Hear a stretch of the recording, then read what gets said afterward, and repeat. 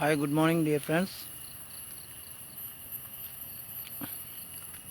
ഇപ്പോൾ ഞാൻ ലൈവിൽ വന്നിരിക്കുന്നത് the beautiful morning, the atmosphere and climate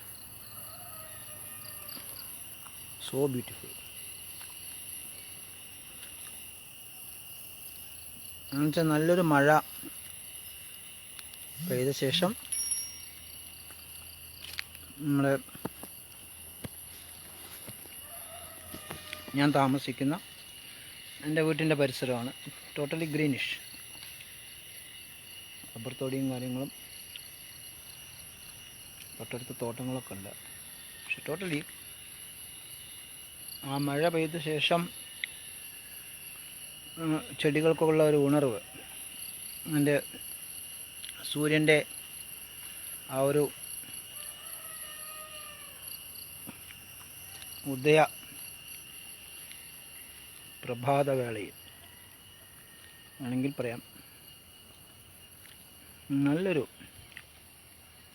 അന്തരീക്ഷമാണ്. മഴ പെയ്ത് പോയുള്ളൂ. അപ്പോൾ അതിൻ്റേതായിട്ടുള്ളൊരു ഹ്യൂമിഡിറ്റി അന്തരീക്ഷത്തിലുണ്ട്. രാവിലെ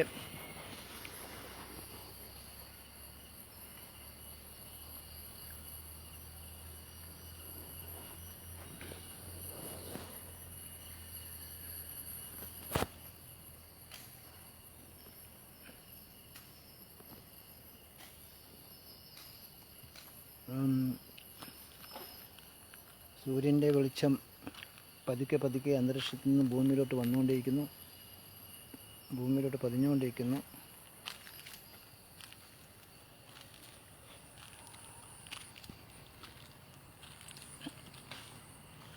മഴ വീണ് വെള്ളം ഭൂമിയിൽ വീണപ്പോൾ ആ ചെടികൾക്കുള്ള സന്തോഷം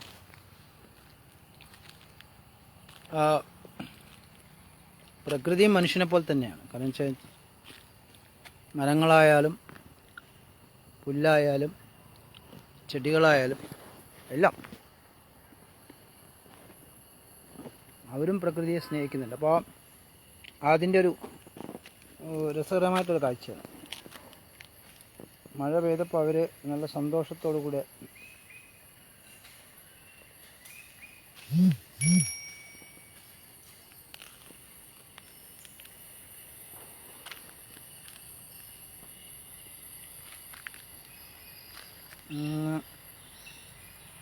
ദൂരെ മലൻ്റെ മുകളിൽ കോടമഞ്ഞൊക്കെ അടിച്ച് അങ്ങനെ മഴ പെയ്ത് നിൽപ്പുണ്ട്.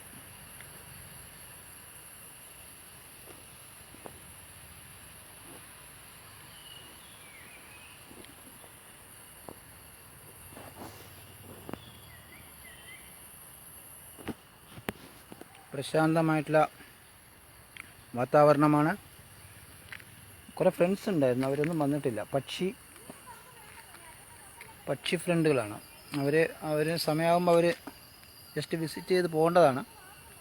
മഴ പെയ്തുകൊണ്ടായിരിക്കാം എന്ന് വിചാരിക്കുന്നു അവരെത്തിയിട്ടില്ല. അല്ലെങ്കിൽ അവർ കൃത്യമായിട്ട് ഏർലി മോർണിംഗ്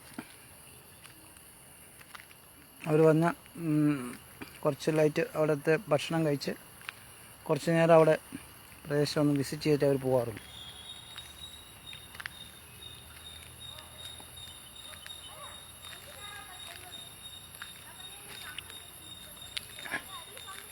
അതേപോലെ തന്നെ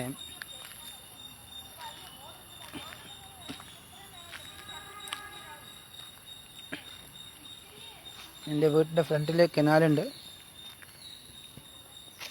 കനാലിൽ ഇപ്രാവശ്യം മഴയുടെ അഭാവം കൊണ്ട്, മഴയുടെ തീരെ കുറവുള്ളത് കൊണ്ട് ഡാമിൽ നിന്ന് വെള്ളം വിട്ടിട്ടാണ്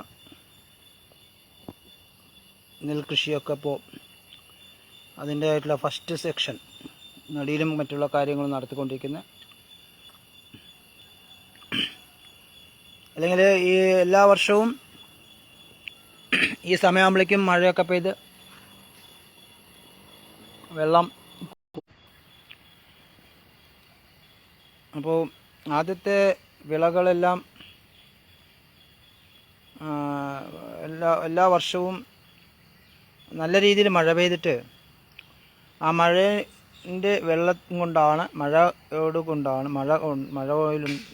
മഴവെള്ളം വന്ന് ഡാമുകളിലെല്ലാം നിറയുന്നു. അതേപോലെ തന്നെ മഴയുടെ വെള്ളം കൃഷിസ്ഥലങ്ങളിലെല്ലാം വീഴുന്നു. ആ മഴയെ ആശ്രയിച്ചിട്ടാണ് എല്ലാ കൃഷിപ്പണികളും നടന്നുകൊണ്ടിരുന്നത്. പക്ഷേ ഈ വർഷം എന്തുകൊണ്ടെന്നറിയില്ല, മഴ പെയ്തിട്ടുണ്ട്, പക്ഷേ കൃത്യസമയത്ത് കൃഷിയുടെ സമയങ്ങൾ അതിൻ്റെ അതായിട്ടുള്ള നടിയിലും മറ്റുള്ള കാര്യങ്ങളും മറ്റുള്ള കാര്യങ്ങൾ ഒഴിവാക്കുന്ന കാര്യങ്ങൾ ആ സമയമാകുമ്പോഴേക്കും മഴയുടെ ഒരു അഭാവം കൊണ്ട് വെള്ളത്തിൻ്റെ ഷോർട്ടേജ് വരാനും വെള്ളമില്ലാത്തത് കൊണ്ട് കൃഷി ചെയ്യാൻ പറ്റാത്തൊരു സാഹചര്യം വരികയും അപ്പോൾ ഡാമിൽ ആക്ച്വലി വെള്ളം ഇല്ല. ഇന്നത്തെ റിപ്പോർട്ട് പ്രകാരം 11 അടി വെള്ളം എന്നൊക്കെയാണ് പറയുന്നത്. 6-7 ദിവസത്തിനുള്ള വെള്ളം സപ്ലൈ ചെയ്യാനുള്ള വെള്ളം ഉണ്ടെന്നാണ് പറയുന്നത്. പക്ഷേ ഇപ്പോൾ ആ വെള്ളം വിട്ട ശേഷമാണ് ഒരു 75% കർഷകരും അവരുടെ കൃഷിപ്പണികൾ നടത്തിക്കൊണ്ട് പോയിരിക്കുന്നത്. അപ്പോൾ എന്നിട്ടും തീരെ ആയിട്ടില്ല. പക്ഷേ അപ്പോഴേക്കും മഴ പെയ്യുന്നുണ്ട്. ഇങ്ങനൊരു മഴ പെയ്യുകയാണെങ്കിൽ ഒരു പക്ഷേ ഇതിൻ്റെ ആവശ്യം വരുന്നില്ല എന്ന് വിചാരിക്കുന്നു. പക്ഷെ എന്നാലും വെള്ളത്തിന് നല്ലൊരു ഷോർട്ടേജ് വന്നിട്ടുണ്ട്. പ്രകൃതിയുടെ പ്രതിഭാസം, പ്രകൃതിയിൽ വരുന്നൊരു മാറ്റങ്ങൾ അത് നമ്മൾ എല്ലാവരും തന്നെ ഓരോ വ്യക്തികളും മനസ്സിലാക്കേണ്ടിയിരിക്കേണ്ട കാര്യങ്ങളാണ്. കാരണം ഭാവിയിലോട്ട് നമ്മൾ മാത്രം ഭൂമിയിൽ ജീവിച്ചാൽ പോരാ. നമ്മളെ കാലത്തിന് ശേഷം നമ്മുടെ മുമ്പിൽ എത്രയോ തലമുറക്കാർ ജീവിച്ചു. അതിനുശേഷമാണ് നമ്മൾ വന്നിരിക്കുന്നത്. നമ്മളെ ശേഷം ഒരുപാട് തലമുറക്കാർ ജീവിക്കേണ്ട സാഹചര്യം ഉണ്ടാക്കേണ്ട കടമ നമുക്കുണ്ട്. പക്ഷേ ഈ ഒരു കണ്ടീഷനിൽ പോയാൽ, ഈ രീതിയിൽ പോയി കഴിഞ്ഞാൽ പ്രകൃതി ഒരു പരിധി വരെ മുമ്പോട്ട് പോകാൻ കഴിയില്ല. അന്തരീക്ഷത്തിലെ ആ ഒരു സിസ്റ്റമാറ്റിക് ആയിട്ടുള്ള ഒരു സിസ്റ്റം മാറി മഴ പെയ്യുന്ന സമയത്ത് മഴയില്ലാതെയും ചൂട് കൂടുകയും പ്രകൃതിയിലെ മരങ്ങളെല്ലാം നമ്മൾ മുറിച്ചു മാറ്റുന്നു. ഏറ്റവും വലിയ പ്രശ്നം എന്താണെന്ന് വെച്ച് കഴിഞ്ഞാൽ മഴ പെയ്യുന്നത് എന്ന് വെച്ച് കഴിഞ്ഞാൽ ഏകദേശം 10, 30, 40 വർഷം മുമ്പ് പെയ്യുന്ന അതേ മഴയാണ് ഇപ്പോൾ പെയ്യുന്നുണ്ടെങ്കിലും ആ മഴയുടെ വെള്ളം ഭൂമിയിലോട്ട് സ്റ്റോർ ചെയ്യാനുള്ള സാഹചര്യം ഇപ്പം ഇല്ല. കാരണം ചിന്തിച്ചാൽ മനസ്സിലാക്കേണ്ട കേസുള്ളൂ. കാരണം ഈ എന്താ പറയുക, ഭൂമിയിലെ മരങ്ങളെല്ലാം മുറിച്ചു മാറ്റുന്നു. വെള്ളം സ്റ്റോർ ചെയ്യേണ്ട കുളങ്ങളെല്ലാം തട്ടി നിരത്തുന്നു. അവിടെ ബിൽഡിംഗ് കൺസ്ട്രക്ഷൻ ചെയ്യുന്നു. അതേപോലെ തന്നെ കംപ്ലീറ്റ് സിമെൻറ്റ് കെട്ടിടങ്ങളായിട്ട് ഇങ്ങനെ കെട്ടിക്കൊണ്ടിരിക്കുന്ന സമയത്ത് ആ അത്രയും സ്പേസ് ഏരിയയിൽ വെള്ളം ഭൂമിയിലോട്ട് ഇറങ്ങുന്നില്ല എന്നുള്ളതാണ്. സ്റ്റോർ ചെയ്യാനുള്ള സ്പേസ് നഷ്ടപ്പെട്ടുകൊണ്ടിരിക്കുക. അപ്പോൾ അതിനോടനുബന്ധിച്ച് ഭൂമിയിലോട്ട് വെള്ളം കയറാത്ത, ഭൂമി സ്റ്റോക്ക് ചെയ്യാൻ പറ്റാത്ത ഒരു സാഹചര്യം വരുമ്പോൾ അന്തരീക്ഷത്തിലെ വ്യതിയാനം, ഭൂമിയിലെ ചൂട് കൂടുന്നു. അതിനനുസരിച്ചിട്ട് മരങ്ങൾ മുറിച്ചു മാറ്റുന്നു. വെള്ളം നമ്മൾ സ്റ്റോർ ചെയ്യാൻ പറ്റുന്നില്ല, പുറമേ നിൽക്കുന്നില്ല. അതൊക്കെ ഒഴുകി വെറുതെ വേസ്റ്റായിട്ട് കടലിൽ പോകുന്നു. അപ്പോൾ ഈ ഒരു സിസ്റ്റം നമുക്ക് എത്ര ദോഷം ചെയ്യുന്നുള്ളത് നമ്മൾ ആലോചിക്കേണ്ടതുണ്ട്. ഇതൊക്കെയാണ് ഭാവിയിൽ നമുക്ക് എഫക്റ്റ് ചെയ്യാൻ പോകുന്ന കാര്യം. കാരണം നമ്മുടെ കാലത്തിന് ശേഷം നമ്മുടെ generation, next generation, how can they leave? കുടിവെള്ളത്തിന് ക്ഷാമമായിരിക്കും. മഴ പെയ്യാത്തത് കൊണ്ടും മഴ പെയ്ത് ഭൂമിയിൽ വെള്ളം സ്റ്റോർ ചെയ്യാത്തത് കൊണ്ടും എല്ലാവിടെയും നമ്മൾ ബോറിലൂടെ വെള്ളം എടുത്ത് അണ്ടർഗ്രൗണ്ട് വാട്ടർ കംപ്ലീറ്റ് എടുത്ത് മാറ്റുന്നു. ആ അണ്ടർഗ്രൗണ്ടിൽ എടുത്ത് മാറ്റുന്ന വെള്ളം ഒരിക്കലും റീസ്റ്റോർ ആകുന്നില്ല. അപ്പോൾ അതിൻ്റേതായിട്ടുള്ളൊരു പ്രകൃതിയിലെ വ്യതിയാനങ്ങളും ഇതൊക്കെ വരുന്നുണ്ട്. അപ്പോൾ ഇതൊക്കെയാണ് പ്രശ്നങ്ങൾ. ഇപ്പോൾ we should നമ്മൾ കെയർഫുള്ളായിരിക്കണം.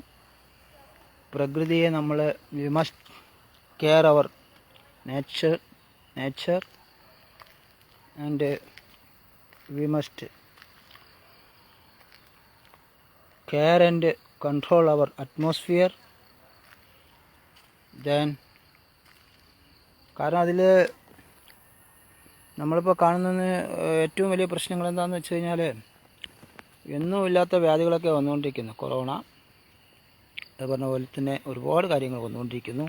ഒരുപാട് ജനവിഭാഗം ഒന്നും അറിയാതെ മരണപ്പെട്ടു പോകുന്നു. ഒരുപാട് കുടുംബങ്ങൾ അനാഥയായി പോകുന്നു. ഇതിനൊക്കെ ഉത്തരവാദി ആരാന്ന് ചോദിച്ചു കഴിഞ്ഞാൽ നമ്മൾ തന്നെയാണ്. നമ്മൾ തന്നെ ഉണ്ടാക്കി വയ്ക്കുന്ന ദോഷം, സ്വാർത്ഥം. ഞാൻ എൻ്റെ കുടുംബം മാത്രം രക്ഷപ്പെട്ടാൽ മതി, ഞാനും എൻ്റെ കുടുംബം മാത്രം സുഖസന്തോഷമായിരിക്കണം എന്ന ഒരു സ്വാർത്ഥ ചിന്തയുള്ള ഇവിടെ പോകുമ്പോൾ പ്രകൃതി എന്ത്, അടുത്ത വീട്ടിൽ എന്ത് നടന്നാൽ നമുക്ക് ആവശ്യമില്ല എന്നാണ്. പക്ഷേ നമ്മളെല്ലാവരും ഒരു കാര്യം മനസ്സിലാക്കേണ്ടത്, നമ്മൾ ഈ പ്രകൃതിയിൽ എല്ലാവരും തന്നെ വിരുന്ന് വന്നിരിക്കുകയാണ്. നമ്മളൊരു വീട്ടിൽ വിരുന്ന് പോയി കഴിഞ്ഞാൽ ആ വീട്ടിൽ കുറച്ചു കാലം മാത്രം നമ്മൾ ജീവിക്കുന്നു, അതിനുശേഷം നമ്മൾ പോകുന്നു എന്ന് പറഞ്ഞ പോലെ നമ്മൾ ഈ പ്രകൃതിക്ക് വിരുന്ന് വന്ന ആൾക്കാരാണ്. ഒരിക്കലും നമ്മളിലൂടെ ഈ പ്രകൃതിക്ക് ദോഷം വരാത്ത രീതിയിൽ നമ്മൾ ജീവിതം ജീവിച്ച് വേണം ഇവിടുന്ന് പോകാൻ. അതിന് നമ്മൾ മാക്സിമം ശ്രമിക്കുക. മരങ്ങൾ ഏറ്റവും വലിയൊരു കാര്യം ചെയ്യേണ്ടതെന്ന് വെച്ചാൽ ഓരോ വ്യക്തികളും ഒരു വർഷം ഒരു മരം വെച്ച് പിടിപ്പിക്കുക. നമ്മൾ ഇത്രയും മരങ്ങൾ മുറിച്ച് മാറ്റുമ്പോൾ അവിടെ റീപ്ലാന്റേഷൻ നടക്കുന്നില്ല. അപ്പോൾ അതിനനുസരിച്ചിട്ട് നമ്മൾ മരങ്ങൾ വെച്ച് പിടിപ്പിക്കുക. അതിനനുസരിച്ചിട്ട് പ്രകൃതിയിലൊരു അന്തരീക്ഷത്തിലൊരു തണുപ്പ് അല്ലെങ്കിൽ ആ മരങ്ങളുടേതായിട്ടുള്ള ഒരു സപ്പോർട്ട് വരുമ്പോൾ ചെറിയ വ്യത്യാസം. മരങ്ങളില്ലെങ്കിൽ നമ്മുടെ ജീവനില്ല. അതാദ്യം മനസ്സിലാക്കുന്നില്ല. കാരണം ഓക്സിജൻ ഇല്ലാണ്ട് നമുക്ക് ജീവിക്കാൻ കഴിയില്ല. ഇതൊക്കെയാണ് ഡിയർ ഫ്രണ്ട്സ്. ഞാനത് നല്ല സൂപ്പർ അന്തരീക്ഷമായതുകൊണ്ട് ഞാൻ കാണിച്ചു തന്നത് മാത്രം. രാവിലെ എണീച്ചപ്പോൾ നല്ല മഴ പെയ്ത തണുത്ത ഒരു ഹ്യൂമിഡിറ്റിയോടുള്ള ഒരു അന്തരീക്ഷം, അതിൽ സൂര്യൻ ഉദിക്കുന്ന ആ പ്രഭാതം എൻ്റെ നമ്മൾ മാത്രമല്ല ജന്തുക്കൾക്കും സന്തോഷമാണ്. അപ്പോൾ താങ്ക് യു